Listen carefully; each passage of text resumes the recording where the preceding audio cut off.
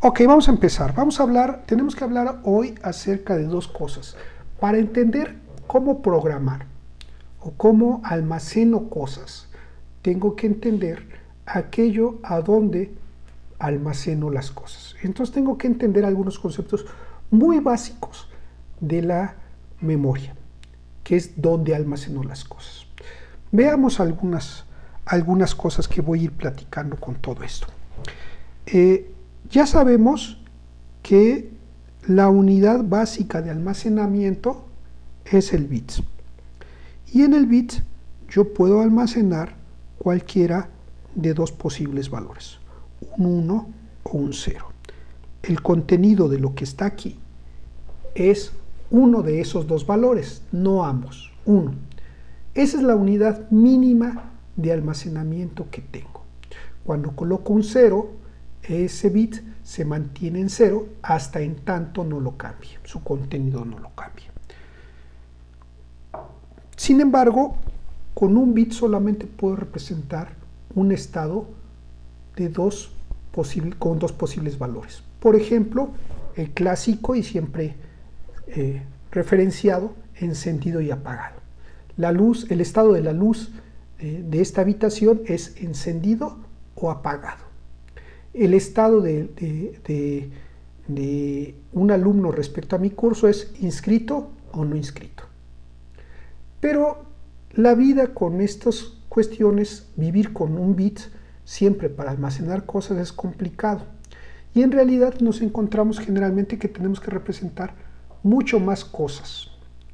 Es decir, de una variable o un valor, por ejemplo, la edad, puede tomar valores de un conjunto posible de alternativas, por ejemplo, 1, 2, 3, 4, etcétera, y tal vez hasta 120 años. Yo no conozco a nadie que tenga más de 120 años, y si lo tienen ustedes, preséntenlo. Perdón por mi cafecito, pero está bueno y hace frío.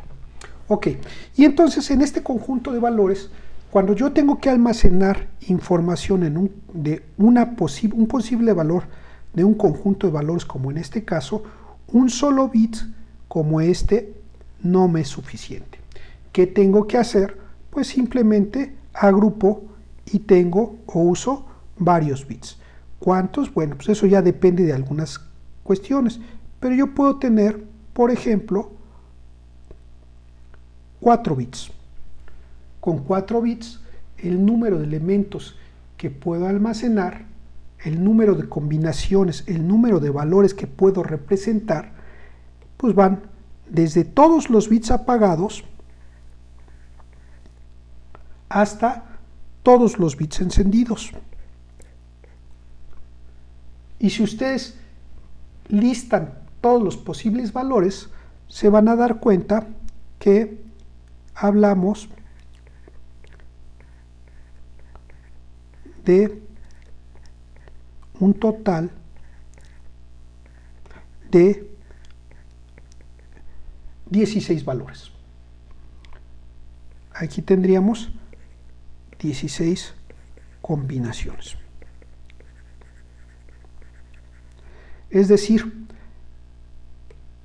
si yo agrupo los bits en una unidad única, indivisible, y guardo en ellos valores, el número de valores que puedo representar son hasta 16 estados. ¿De acuerdo? Imagínense, bueno, ¿dudas hasta aquí? No, todo bien, profe. Y este fundamento, el fundamento de esto, nos permite representar y hacer lo que hemos llegado a hacer en la actualidad, tener celulares inteligentes, conseguir mandar robots a Marte, a partir de un simple y sencillo bit, agrupándolos en elementos más complejos y representando a través de esas combinaciones todo aquello que nos rodea. Ok, a esta unidad única de un conjunto de bits le denominamos celda de memoria.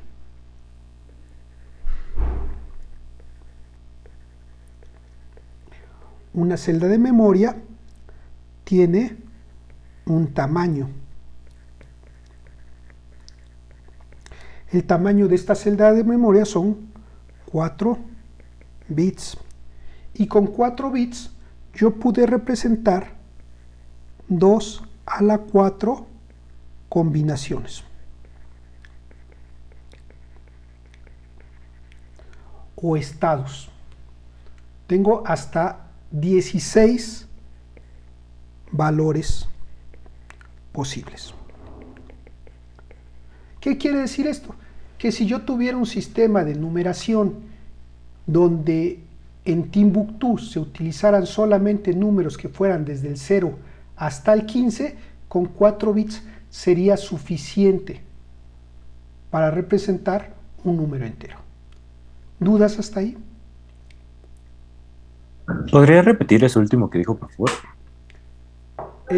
Si yo requiriera representar solamente 16 valores posibles porque mi sistema de numeración solamente aceptara 16 números, con 4 bits sería suficiente para representar cualquier número de mi sistema numérico.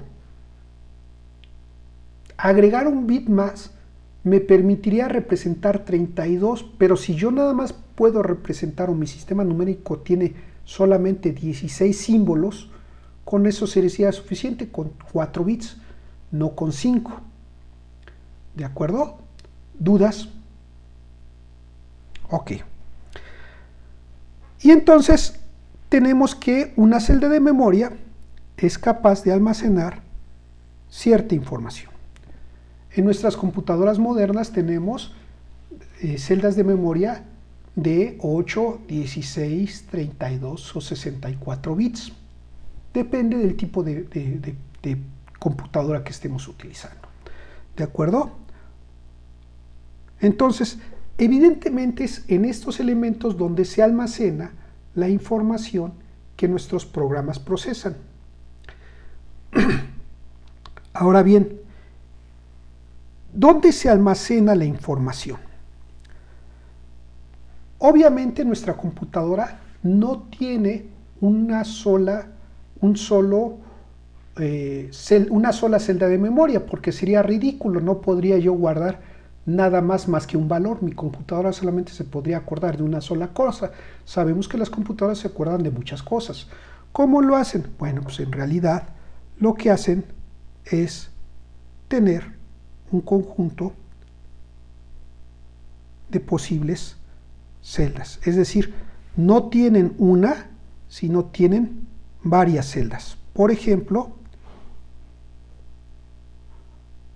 supongamos que tenemos todas estas celdas.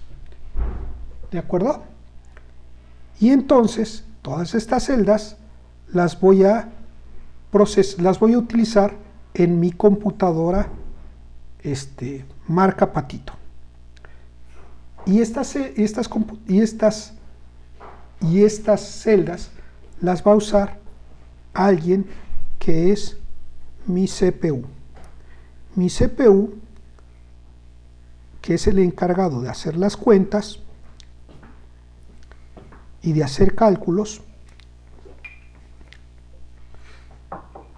tiene que utilizar estas celdas para guardar información y recuperarlas para poder llevar a cabo lo que un algoritmo, aquí está el algoritmo, le dice. Este algoritmo le dice a mi CPU lo que tiene que hacer. Si mi CPU tiene que guardar la edad de una persona, entonces tiene que usar alguna de estas celdas para guardar esa información. Para ello, el CPU se auxilia de un almacenista. Un almacenista que lo que hace es estar al pendiente de lo que el CPU le pida. Este almacenista va a estar esperando a que el CPU le pida algo y entonces el almacenista va y toma alguna de estas celdas, el contenido, y se la devuelve. Este almacenista está colocado en un espacio que se conoce como memoria.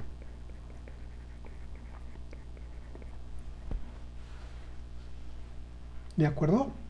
¿Dudas? Entonces, cuando dicen que una computadora es de 32 bits, es porque las celdas de memoria tienen un tamaño de 32 bits. Cada celda Ok. puede almacenar hasta 32 bits. Ok. Eso es lo que significa. ¿Dudas? No teman preguntar, por más simple, por más sencilla que les parezca su duda, pregúntenla. ¿De acuerdo? Ok. Ahora, pero la memoria, si tiene todas estas celdas, el almacenista, ¿cómo sabe de cuál celda quiere la CPU recuperar? Pues sí, imagínense que estas son puras cajas y tengo todas las cajas son iguales y las tengo en una habitación. Y llega mi jefe y me dice, oye, dame una caja. Pues, ¿cuál de todas? La que se te ocurra, pues sí puedo hacer eso, pero no me sirven de nada para mi algoritmo. Yo quiero la CPU quiere una caja en particular. ¿Cómo le hace el almacenista para resolver el problema? ¿Cómo lo harían ustedes? ¿Alguna idea? ¿Con las direcciones de memoria? Con las direcciones. Las direcciones lo que representan son etiquetas para cada caja. Una dirección es eso, una etiqueta para cada caja. Y entonces el almacenista decide que esta es la caja 0, esta es la caja 1, esta es la caja 2, esta es la caja 3, la caja 4 y la caja 5. Y ahora sí, cuando el CPU necesita algo del almacén, lo que le tiene que decir es la caja. Entonces, lo que hace es, le pide, por ejemplo, quiere pedir lo que hay en la caja 3. ¿Qué es lo que sucede en ese proceso? Pues lo que hay en la caja 3 se le envía al almacenista. El almacenista toma ese número y entonces con ese número identifica de qué caja se trata. Una vez que identificó de qué caja se trata, toma su contenido y se lo comunica de vuelta a la CPU. Este contenido, la secuencia de bits que hay ahí, lo que hace el almacenista es comunicársela de regreso a la CPU. ¿Cómo se la comunica? A través de un canal especial de comunicación. Este canal que permitió comunicar información que contenía la dirección con la cual quería interactuar la computadora en términos de memoria se llama bus de direcciones. Y este canal que devuelve el contenido de lo que había en esa dirección se llama bus de datos. Y hay un canal adicional que no lo pinté aquí, pero que lo estoy pintando ahora, que se llama bus de control. El flujo de datos puede ir de la CPU a la memoria, cuando el CPU quiera guardar algo, o de la memoria al CPU cuando el CPU quiere recuperar algo. Como ese flujo de datos es bidireccional, entonces se dice que el bus de datos es bidireccional, porque puede fluir entre ambos sentidos. Mientras que el bus de direcciones es unidireccional, porque siempre es el CPU el que le dice a la memoria qué es lo que quiere, qué caja quiere utilizar. No es la memoria la que le dice, oye, mira, aquí tengo una caja marcada con un fabuloso 4, ¿no lo quieres? No, es el CPU el que le pide qué caja, con qué caja quiere trabajar. ¿Dudas? Profe, ¿qué era el bus de control? El bus de control lleva aquellas señales que le ayudan a sincronizar el trabajo a ambos personajes. Por ejemplo, si yo coloco una dirección en el bus de direcciones, tengo que indicarle a la memoria qué es lo que quiero hacer. Por ejemplo, quiero escribir cierta información en cierta dirección. Esa señal de escribir se transporta a través del bus de control. Si quiero leer, esa es otra señal. Cuando los datos están listos para que los pueda utilizar el CPU, hay una señal que se llama Data Ready o datos listos. Y eso también va ahí. ¿De acuerdo? ¿Dudas? Ok. Entonces, finalmente podemos decir que entonces el almacenista, los datos con los que trabaja el CPU se guardan en memoria. Y entonces la memoria, obviamente el almacenista, como es muy ordenado, va a tomar su almacén completo y lo que va a hacer es ordenarlo. ¿Por qué? Porque es muy feo ser desordenado. Sí, niños, hagan su cuarto. Y entonces le da un orden, porque no nos gusta trabajar de manera desordenada. Le asigna un orden.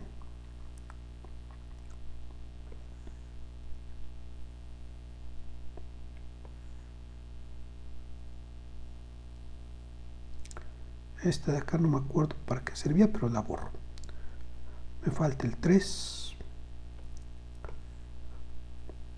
Y este orden que le asigna es normalmente como esquematizamos las memorias. Las memorias las esquematizamos de esta manera. Un espacio a donde tengo direcciones, etiquetas en las cajas y un espacio que, ese color no, un espacio que es el contenido.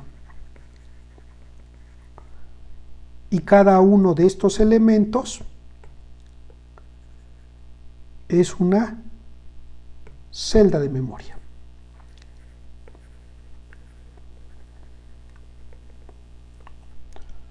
¿Dudas?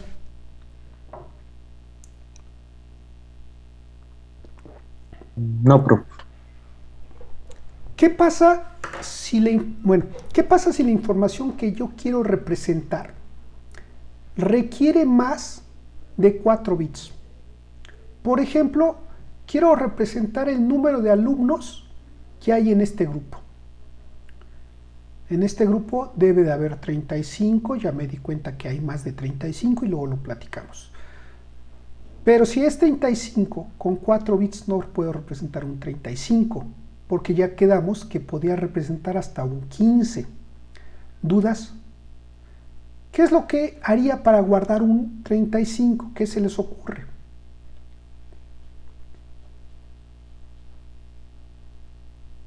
¿Cómo guardo un 35 en la memoria?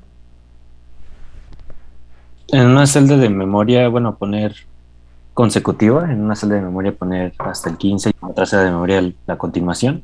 De alguna manera, utilizar efectivamente más celdas de memoria. Es decir, si tú lo que quieres representar es algo que no cabe en una caja, pues usa 2. Y si usas 2, pues ya le hiciste. Entonces, a veces los datos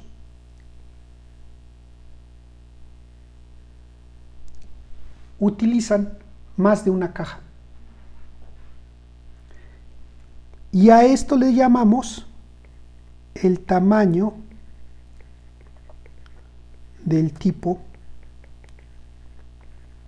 de dato. Y ahorita hablamos de lo que es un tipo de dato. Es decir, resulta que en computación la información como la almacenamos puede ocupar, y generalmente ocupa, más de una celda de memoria.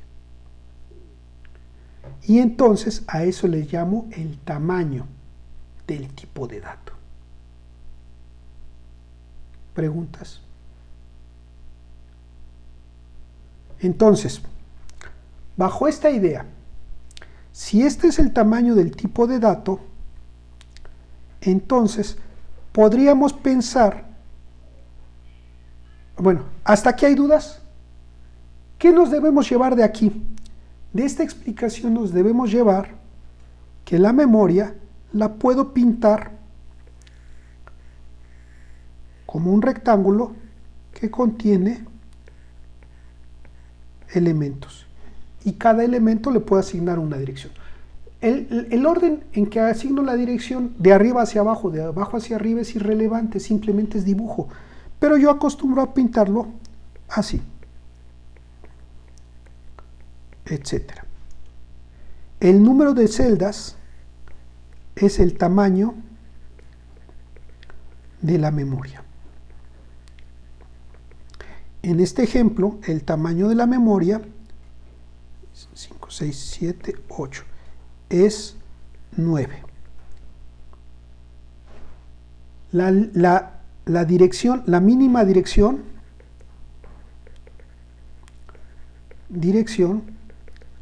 es 0, y la máxima dirección es 8. ¿De acuerdo? ¿Dudas? Ok. Entonces, ya para redondear, sabemos que ahí se tiene que guardar información. ¿Qué tipo de información? El nombre de una persona, su edad, su estatura, si es un videojuego, el número de puntos de vida, si es una inversión, cuánto dinero ha guardado. ¿De acuerdo? Diferentes cosas se guardan en la memoria. Hay todo un rollo que no lo voy a tocar, que tiene que ver con cómo se representan las cosas en la memoria. Porque en la memoria ya quedamos que se guardan bits. Y una primera pregunta: ¿y cómo fregados le hago para guardar un número real? ¿Cómo le hago para guardar 3.1416 si lo único que puedo guardar son bits?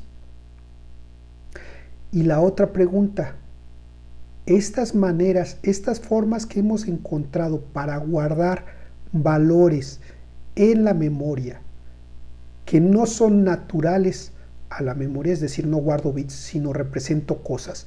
¿Esta forma de representar las cosas tiene consecuencias?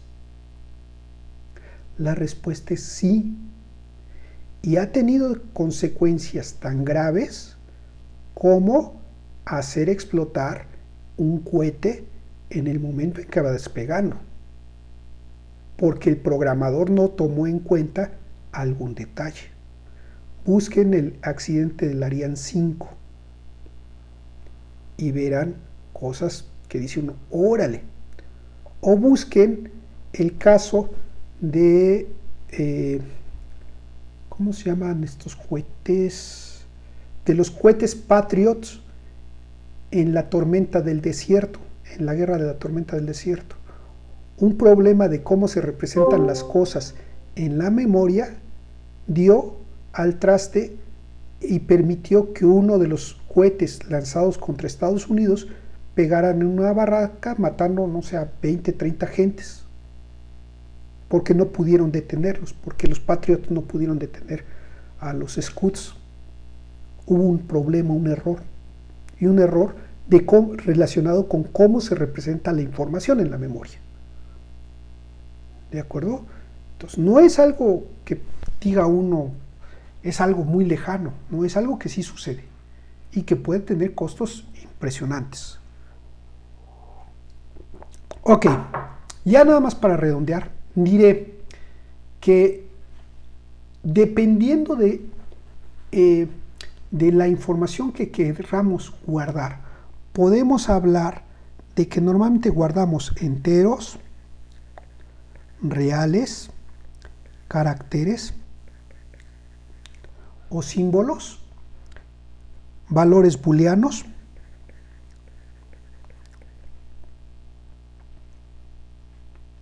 y me falta un reales, caracteres booleanos, enteros, y referencias a celdas de memoria. O lo que es lo mismo, direcciones. ¿De acuerdo? Ahora, el definir esto está de manera implícita definiendo el conjunto de valores que puede tomar, que puedo usar, y las operaciones que puedo realizar.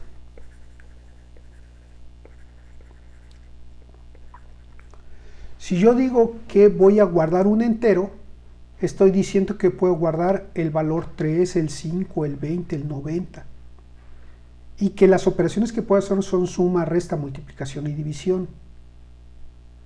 Pero en una variable donde guardo un entero, no puedo guardar la palabra hola, porque hola no es un entero, no pertenece al conjunto de valores que puede tener ese tipo de datos.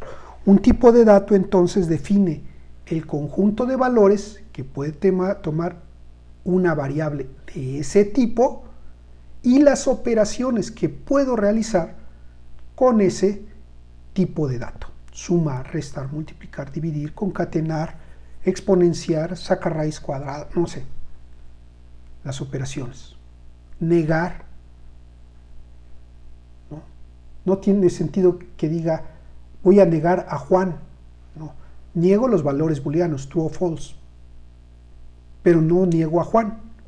¿De acuerdo? ¿Preguntas hasta aquí? Una vez que he definido cómo está constituida la memoria, que hemos entendido cómo se almacenan los datos en la memoria y la relación que tienen los bits en la memoria, lo que nos resta es empezar a hablar de cómo se hacen los programas.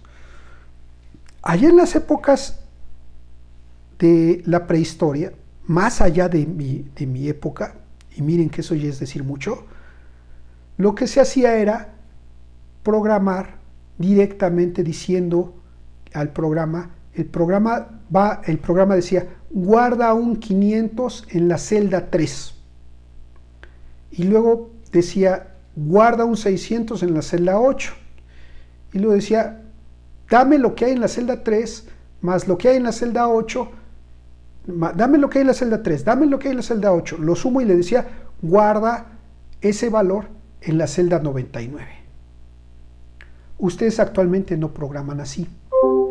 Ustedes actualmente lo que dicen son cosas como A igual a 3, B igual a 12, C igual a A más B. Así programan. La clase próxima vamos a ver cómo se relaciona esto con la memoria. Y vamos a entender que eso es fundamental para el curso. ¿De acuerdo?